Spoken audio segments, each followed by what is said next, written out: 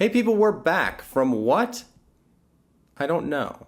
But we're back. One of my favorite things to hear as someone who loves movies is when the studio says, hey director, here's a lot of money and you can do whatever you want. Now sometimes it turns out insane, but sometimes the single vision concoction is just what's needed to make a masterpiece. And we're going to talk about one of those today. The movie Gremlins is a pretty straightforward film. Boy gets a weird pet with some rules, boy breaks rules, chaos happens, now boy has to clean up the mess. And honestly, aside from a few goofy moments, it all makes sense within its own little world. It was a big hit at the box office, maybe too big, because the studio decided to give complete creative control of the sequel to director Joe Dante. And what does Dante do with all that power? Well, he basically becomes the boy who breaks the rules. Except instead of cleaning up the mess, he just keeps making it worse and ends up unleashing one of the most chaotic movies ever made.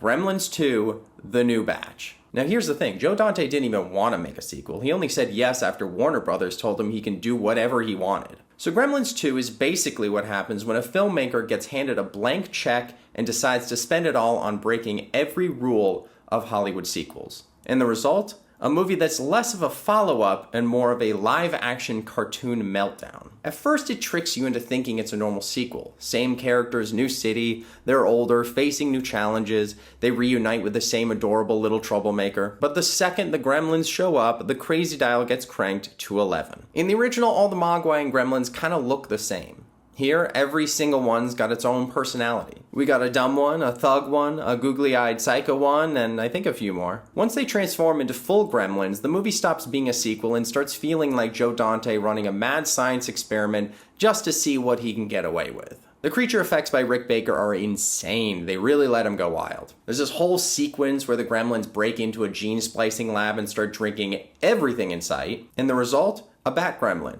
a spider gremlin, a brainy gremlin with glasses who later gives a TV interview, a sexy lady gremlin, an electricity gremlin, and even a vegetable gremlin. And somehow they all magically find gremlin-sized outfits for whatever bit they're doing because why not?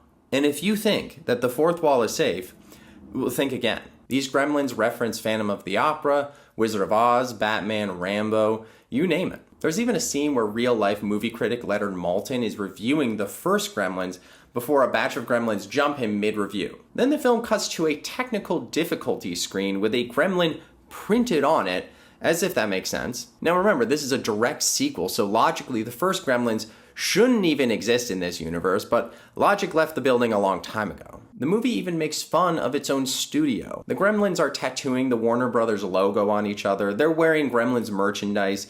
Joe Dante clearly does not care about logic or continuity, because he's too busy cramming every ridiculous, brilliant, self-aware idea he's ever had into this one movie. And if you needed proof on how much Joe Dante is trolling the first film, there's a moment where Phoebe Cates starts telling another dark childhood story. Last time it was about Santa Claus getting stuck in a chimney. This time she starts to tell one about Abraham Lincoln's birthday, and everyone immediately cuts her off before she can finish. It's pretty much Joe Dante roasting anyone who thought the first movie was maybe too dark. But maybe the best fourth wall break comes about halfway through. The film literally stutters and melts, like the projector in your theater just broke. Then we cut to a projectionist walking out of the booth yelling that the Gremlins have wrecked the film. An usher walks into the theater and grabs a random moviegoer to help, and it's Hulk Hogan. He stands up, flexes, rips his shirt off, and yells at the Gremlins until the movie starts playing again.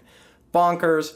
I love it. Fun fact, the VHS version replaced this with a fake TV interruption featuring John Wayne.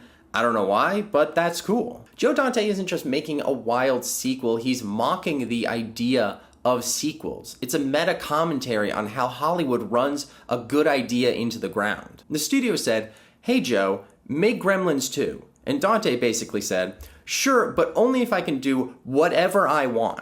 And he delivered exactly what no studio executive would ever ask for. It's chaotic, self-aware, and packed with gags every 2 seconds, and it's loony, which suddenly makes perfect sense because the movie literally starts with a Looney Tunes short. Daffy Duck arguing with the Warner Brothers logo, that's Joe Dante's way of telling you right from the start, you're in cartoon world now. And if you somehow still weren't convinced that this movie has lost its mind, just wait for the finale when all the Gremlins gather in the lobby to sing New York, New York. Fully choreographed, jazz hands. It's like a Broadway finale, but injected with a whole lot of silly, and it works perfectly. Gremlins 2: The New Batch is an absolute mess of a masterpiece, and I can't wait to dive deeper into Joe Dante's other work after this one. Thank you for watching.